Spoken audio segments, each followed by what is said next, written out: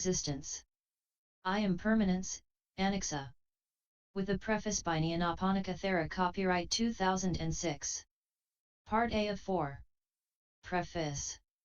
If we contemplate even a minute sector of the vast range of life, we are faced with such a tremendous variety of life's manifestations that it defeats description. And yet 3 basic statements can be made that are valid for all animate existence, from the microbe up to the creative mind of a human genius. These features common to all life were first found and formulated over 2,500 years ago by the Buddha, who was rightly called knower of the worlds, loka-vidu. They are the 3 characteristics, ti-lakkha.na, of all that is conditioned, i.e., dependently arisen. In English renderings, they are also sometimes called signs, signata, or marks. These 3 basic facts of all existence are: impermanence or change, Anicca; suffering or unsatisfactoriness, dukkha; not self or insubstantiality, anatta. The first and the third apply to inanimate existence as well, while the second, suffering, is, of course, only an experience of the animate. The inanimate, however, can be, and very often is, a cause of suffering for living beings. For instance, a falling stone may cause injury or loss of property may cause mental pain. In that sense, the 3 are common to all that is conditioned, even to what is below or beyond the normal range of human perception.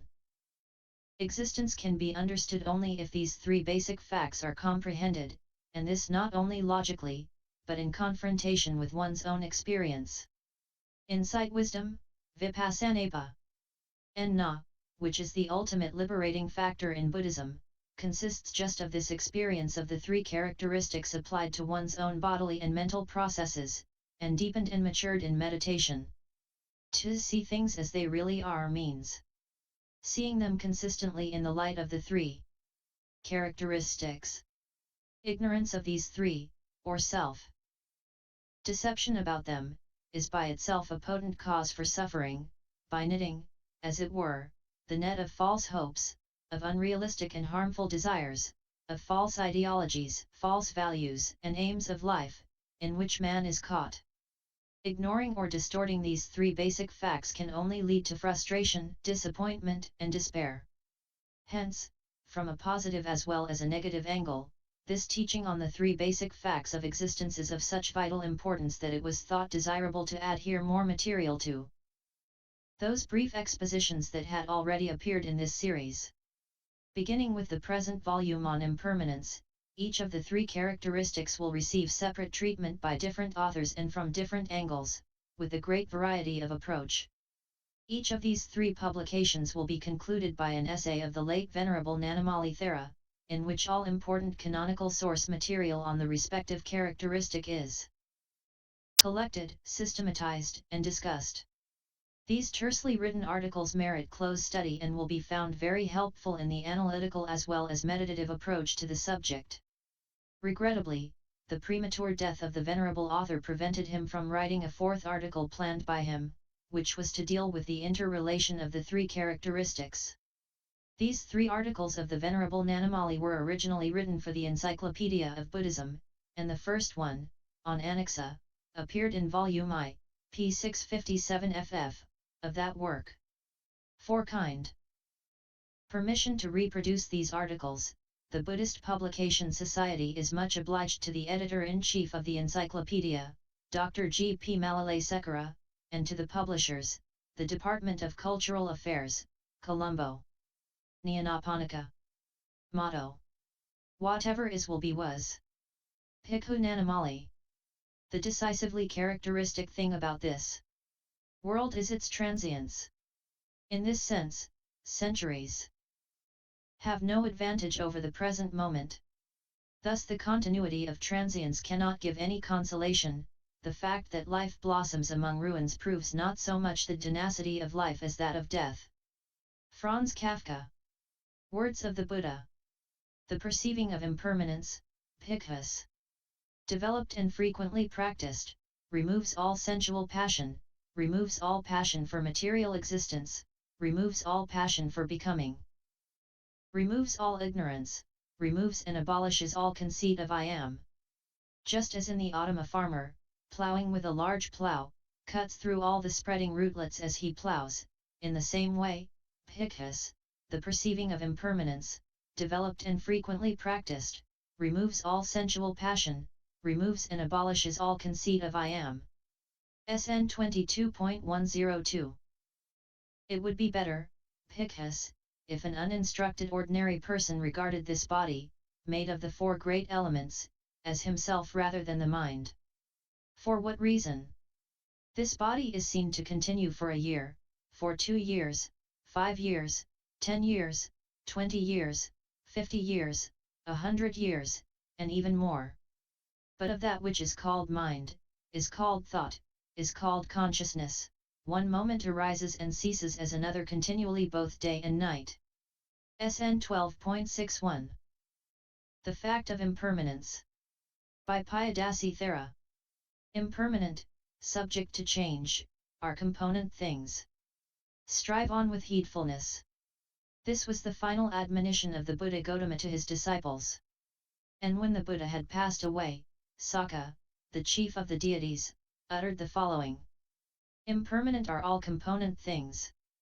They arise and cease, that is their nature. They come into being and pass away. Release from them is bliss supreme. Even up to present times, at every Buddhist funeral in Theravada countries, this very Pali verse is recited by the Buddhist monks who perform the obsequies, thus reminding the congregation of the evanescent nature of life. It is a common sight in Buddhist lands to see the devotees offer flowers and light oil lamps before a Buddha image. They are not praying to the Buddha or to any supernatural being. They flowers that fade and the flames that die down, speak to them of the impermanency of all conditioned things. It is this single and simple word impermanence, Anicca, which is the very core of the Buddha's teaching, being also the basis for the other two characteristics of existence, suffering and no self. The fact of impermanence means that reality is never static but is dynamic throughout, and this the modern scientists are realizing to be the basic nature of the world without any exception. In his teaching of dynamic reality, the Buddha gave us the master key to open any door we wish. The modern world is using the same master key, but only for material achievements, and is opening door after door with amazing success. Change or impermanence is the essential characteristic of all phenomenal existence. We cannot say of anything, animate or inanimate, organic or inorganic, this is lasting, for even while we are saying this, it would be undergoing change. All is fleeting, the beauty of flowers, the bird's melody, the bee's hum, and a sunset's glory. Suppose yourself gazing on a gorgeous sunset. The whole western heavens are glowing with roseate hues, but you are aware that within half an hour all these glorious tints will have faded away into a dull ashen grey. You see them even now melting away before your eyes, although your eyes cannot place before you the conclusion which your reason draws. And what conclusion is that? That conclusion is that you never, even for the shortest time that can be named or conceived, see any abiding color, any color which truly is. Within the millionth part of a second the whole glory of the painted heavens has undergone an incalculable series of mutations. One shade is supplanted by another with a rapidity which sets all measurements at defiance, but because the process is one to which no measurements apply, reason refuses to lay an arrestment on any period of the passing scene, or to declare that it is, because in the very act of being it is not, it has given place to something else. It is a series of fleeting colors, no one of which is, because each of them continually vanishes in another. All component things, that is, all things which arise as the effect of causes, and which in turn give rise to effects, can be crystallized in the single word Anicca, impermanence.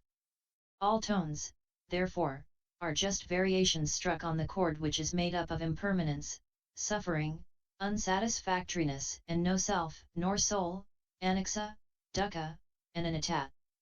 Camouflaged, these three characteristics of life prevail in this world until a supremely enlightened one reveals their true nature.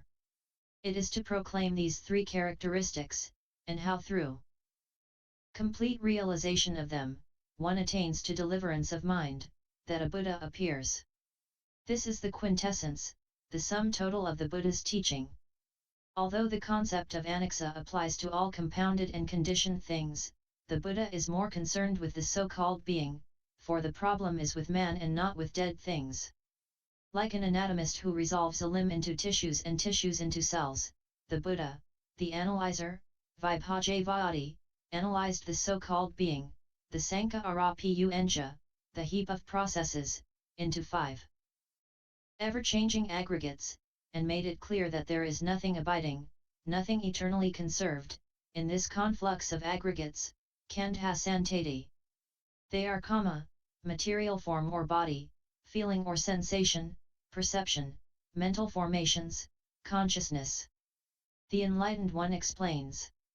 The 5 aggregates, monks, are anicca, impermanent, whatever is impermanent, that is dukkha, unsatisfactory, whatever is dukkha, that is without a self. What is without self, that is not mine, that I am not, that is not myself. Thus should it be seen by perfect wisdom, samappa and nyaya, as it really is. Who sees by perfect wisdom, as it really is, his mind, not grasping, is detached from taints, he is liberated. SN 22.45. Nagarjuna only echoes the words of the Buddha when he says, when the notion of an Atman, self, or soul cease, the notion of mine also ceases and one becomes free from the idea of I and mine. Madhyamika Arika, 18.2. The Buddha gives 5 very striking similes to illustrate the ephemeral nature of the 5 aggregates.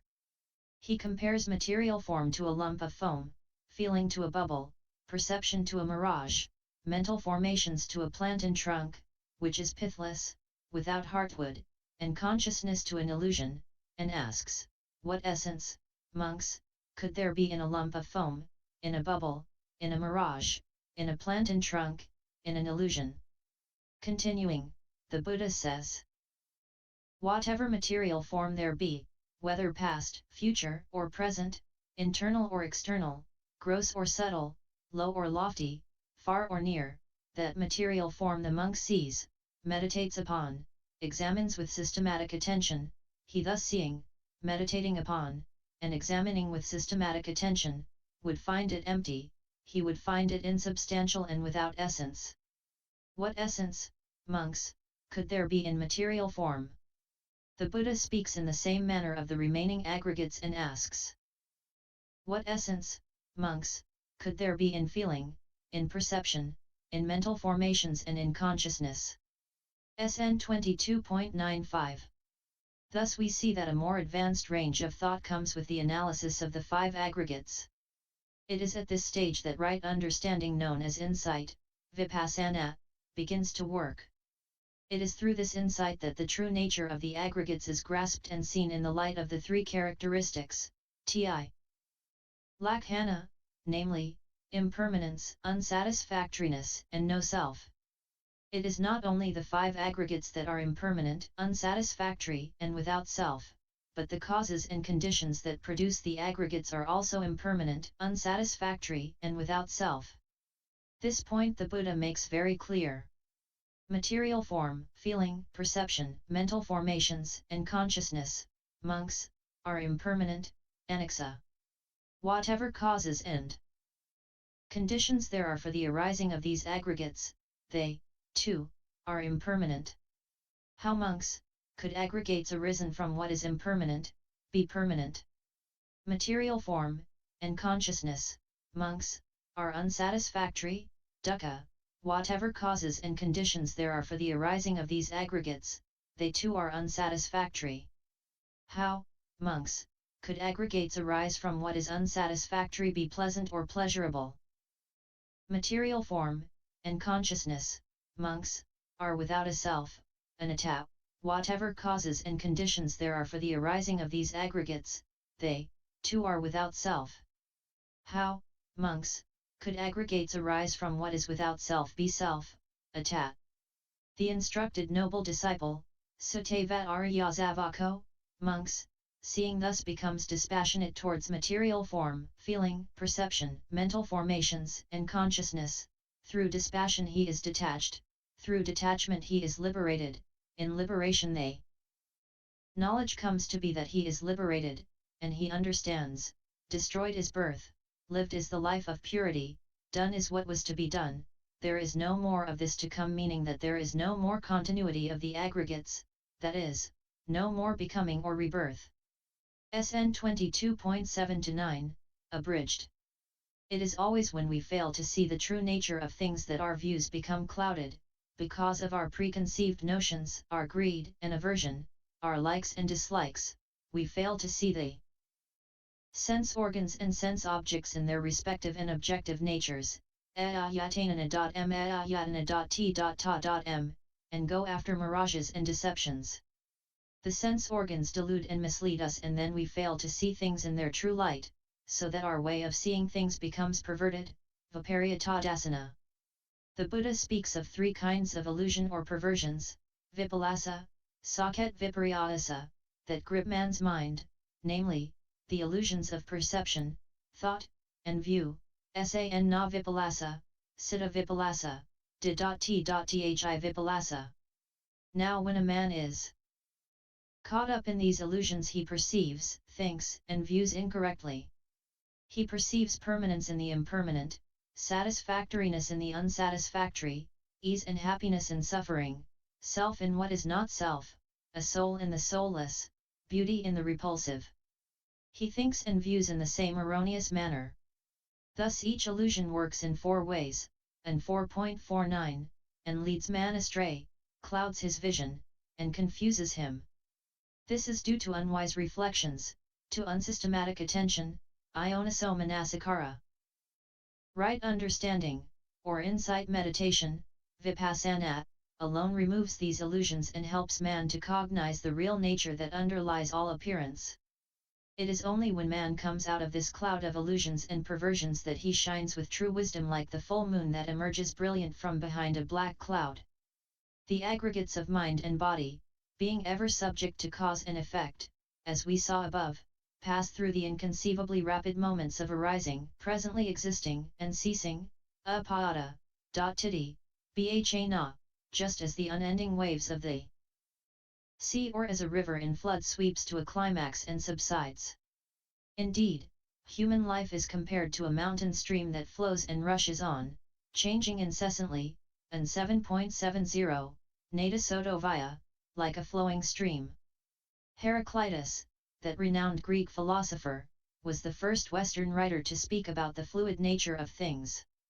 He taught the Panta-Ray doctrine, the flux theory, at Athens, and one wonders if that teaching was transmitted to him from India. There is no static being, says Heraclitus, no unchanging substratum. Change, movement, is Lord of the universe. Everything is in a state of becoming, of continual flux, Panta-Ray. He continues, you cannot step twice into the same river, for fresh waters are ever flowing in upon you. Nevertheless, one who understands the root of the Dhamma would go a step further and say, the same man cannot step twice into the same river, for the so-called man who is only a conflux of mind and body, never remains the same for 2 consecutive moments. It should now be clear that the being whom for all practical purposes we call a man, woman, or individual, is not something static, but kinetic, being in a state of constant and continuous change. Now when a person views life and all that pertains to life in this light, and understands analytically this so-called being as a mere succession of mental and the bodily aggregates, he sees things as they really are, yathabhutam. He does not hold the wrong view of personality belief in a soul or self, sakaya di.t.thi, because he knows through right understanding that all phenomenal existence is causally dependent, piyadassi, that each is conditioned by something else, and that its existence is relative to that condition. He knows that as a result there is no I, no persisting psychic entity, no ego principle, no self, or anything pertaining to a self in this life process. He is, therefore, free from the notion of a microcosmic soul, jivatma, or a macrocosmic soul, Paramatma. It is said that through insight meditation, Vipassana, one sees things as they really are. Yathabhutam, and not as they appear to be. Viewing things as they really are implies, as we discussed above, seeing the impermanent, unsatisfactory, and no-self nature of all conditioned and component things. To such a meditative disciple of the Buddha, the world is not the external or the empirical world, but the human body with its consciousness. It is the world of the five aggregates of clinging, pa-nca upadana. It is this that he tries to understand as impermanent, unsatisfactory, and without self or soul. It is to this world of body and mind that the Buddha referred to when he said to Mogaraja, ever mindful, Mogaraja, see the world as void, Suanna, having given up the notion of a self underlying it, so may one overcome death. Mara, the king of death sees not one who thus knows the world, Sutta. The sum total of the philosophy of change taught in Buddhism is that all component things that have conditioned existence are a process and not a group of abiding entities, but the changes occur in such rapid succession that people regard mind and body as static entities. They do not see their arising and their breaking up, Udayavaya, but regard them unitarily, see them as a lump or whole, Gana San. It is very hard, indeed, for people who are accustomed to continually think of their own mind and body and the external world with mental projections as wholes, as inseparable units, to get rid of the false appearance of wholeness. So long as man fails to see things as processes, as movements, he will never understand the anatta, no soul, doctrine of the Buddha. That is why people impertinently and impatiently put the question: if there is no persisting entity, no unchanging principle, like self or soul, what is it that experiences the results of deeds here and hereafter? Two different discourses, MN 109, SN 22.82, deal with this burning question.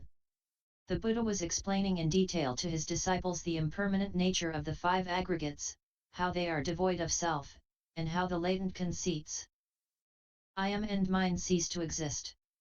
Then there arose a thought in the mind of a certain monk thus: material body is not self, feeling is not self, perception is not self, mental formations are not self, consciousness is not self. Then what self do selfless deeds affect? The Buddha, reading the thought of the monk's mind, said, the question was beside the point and made the monk understand the impermanent, unsatisfactory, and non-self nature of the aggregates. It is wrong to say that the doer of the deed is the same as the one who experiences its results.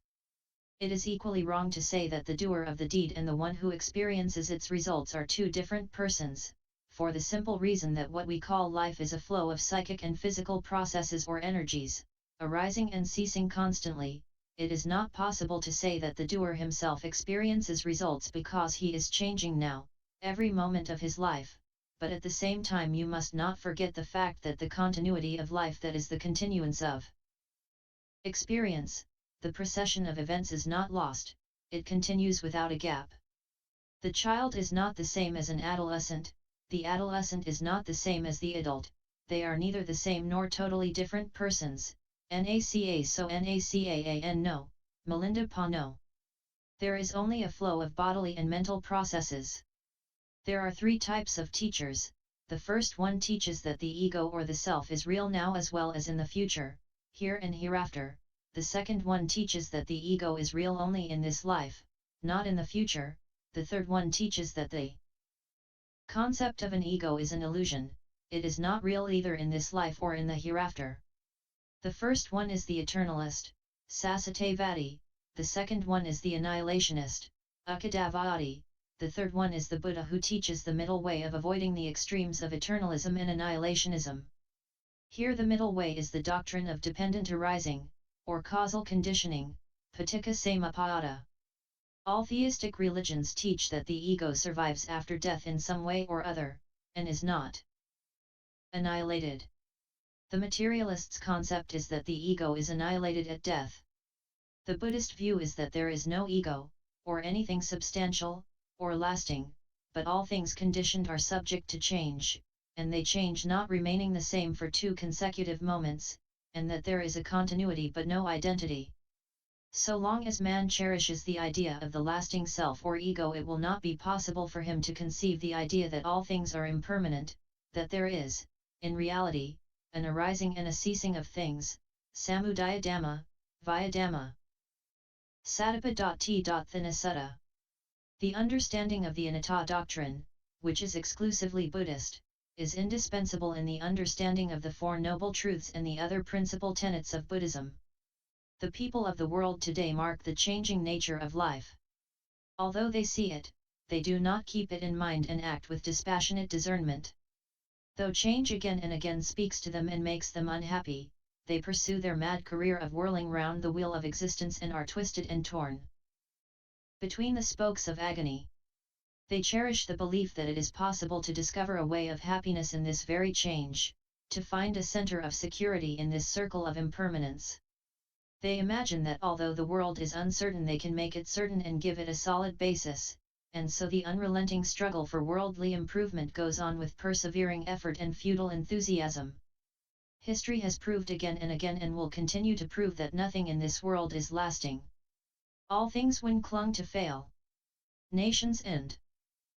Civilizations rise, flourish, and die away as waves upon the ocean, yielding place to new, and thus the scrolls of time record the passing pageant, the baseless vision, and the fading flow that is human history.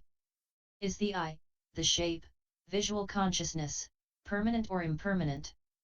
Impermanent, Reverend Sir.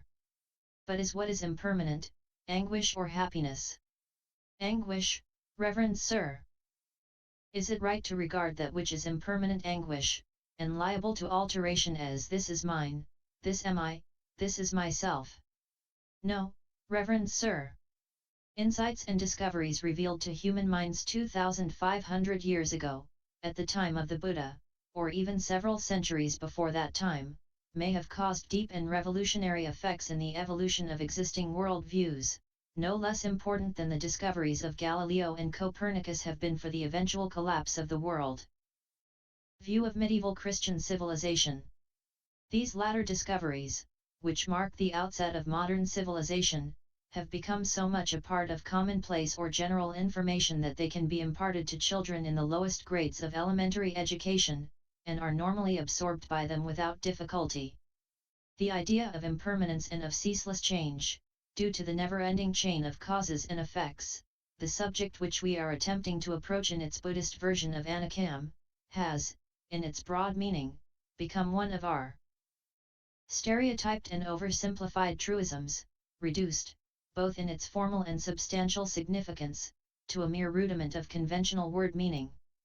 As such, it may still have impressed us on the level of nursery rhymes and even of some grammar school classics in the history of literature. If I had to choose a deeper adequation 3 founded on a modern poet's more complex philosophical intuition, I would not hesitate to select the lines from T.S. Eliot's quartets. Ash on an old man's sleeve. Is all the ash the burnt roses leave? Water and fire succeed. The town, the pasture, and the weed. We might hope to rediscover the original significance and historical purport of such truisms only if we were to look for them purposively, guided by some subjective impressions of individual or particular cases, and by the consequences of their concrete application in actual scientific or philosophical theories. This is what I am about to hint at in a few examples. 1.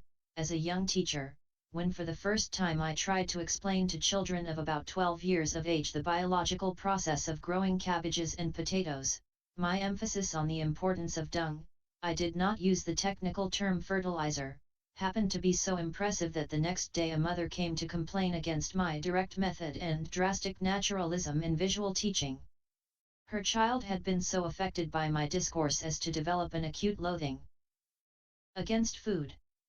Thus I was impressed how easily our most commonplace truisms about the laws of nature, whose discovery, once upon a time, may have been treated and even punished as revolutionary by respectable and authoritative social institutions, can still reveal themselves unexpectedly in their full overpowering force to the fresh and innocent minds of new generations. 2. In my own generation of teenagers, between the two wars in Europe, the deadlock between science and religion was so complete that secondary school curricula were bound to provoke in our minds an unavoidable crisis of conscience. Teachers on the whole were totally involved in this struggle of convictions, keen to win us over to one side or the other. The side of science against religion was normally the stronger. Since that time religion, defeated in Europe, has become more and more a prohibited fruit, and has therefore acquired a new attractive force for juvenile minds. This is true not only in the eastern parts of Europe, since science is far from being a privilege of communism. An anti-scientific tendency in Europe, continental, philosophy has even become predominant, on account of the moral catastrophe which still preoccupies the minds of our generation beyond any other problem of man's position in the universe. The central issue in this conflict between science and religion, at least from our youthful bias at that time, was of course the problem of Anatta, no soul, to express it by the corresponding Buddhist term. Laws governing processes of causes and effects were, however, scientifically explained, or at least so understood by our unripe minds, under the impression of the open dispute between science and Christian religion. The explanations were not yet in terms of the scientific equivalent to a pure Anicca theory of impermanence, which would imply a denial of the underlying material substantiality of the world. Instead of that, explanations given to us at that time still followed the classical Greek pattern of mechanistic materialism or static atomism, which was the closest to the Buddhist understanding of the loka-vidu theory of destruction, whose believers are described in Pali texts in the following terms. He then hears the Perfect One expounding the teaching for the removal of all grounds for views, of all prejudices, obsessions, dogmas, and biases, for the stilling of all processes, for the relinquishment of all substrata of existence, for the extirpation of craving, for dispassion, cessation, extinction. He then thinks, I shall be annihilated, I shall be destroyed. No longer shall I exist. Hence he grieves, is depressed, and laments, beating his breast, he weeps, and dejection befalls him. Thus, bhikkhus, is their anxiety about realities. Mn 22. To this, the only authentic answer is, since in this very life a Tathagata, in this case generally understood as a human being in the widest sense, is not to be regarded as existing in truth, in reality, is it proper for you to assert, as I understand the doctrine taught by the Exalted One, insofar as a bhikkhu has destroyed the asavas life's intoxicants or passions he is broken up and perishes when body is broken up, he exists not after death? SN 22.85. The logical possibility of such an answer is excluded by the premise. The same premise, however, excludes also the opposite, affirmative, possibility. We shall return to this problem, as understood by contemporary philosophy, in section 5. It is important to underline here that, on the same premise, loka-vidu, or simply the materialistic belief in a substantial destruction of any form of being, is the extreme opposite of any authentic nihilism in ontology and epistemology, theory of being and theory of knowledge. Only an explicitly idealistic philosophy, looking upon the world as a bubble, as a mirage, DHP 170, can be nihilistic in some respect, while loka-vidu as a theory of destruction necessarily presupposes an existentially rooted belief in material substance. It was just in this sense, in the midst of the battleground between science and religion, and on the eve of a world war, that the children of the first half of the 20th century had to face the fatality of a physical and moral destruction, scientifically and infallibly precalculated, as experience was about to prove.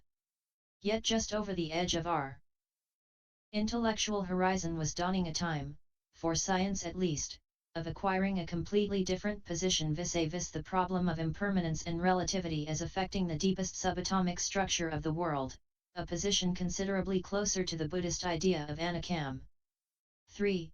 Since 1927, Bertrand Russell's book, An Outline of Philosophy, has been widely quoted as one of the best popular presentations of the radical change in the scientific worldview stemming from Einstein's theory of relativity and of the resulting development of nuclear physics. I shall try to elicit from Russell's statements, as far as the present draft of pointers to our essential problem may permit, the rejection of the substance view by modern science, because it is the rejection of the substance view that constitutes the core of the Buddhist Anicca as a foundation, at least in the ti-lakkha.na scheme, of both dukkha and anatta. To start with, let us define the idea of physical substance by means of its basic description and philosophical implication as stated in the Sutta Pitaka sources.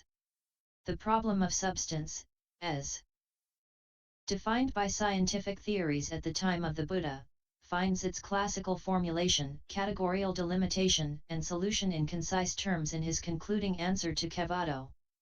Where do earth, water, fire, and wind, long and short, fine and coarse, pure and impure, no footing find?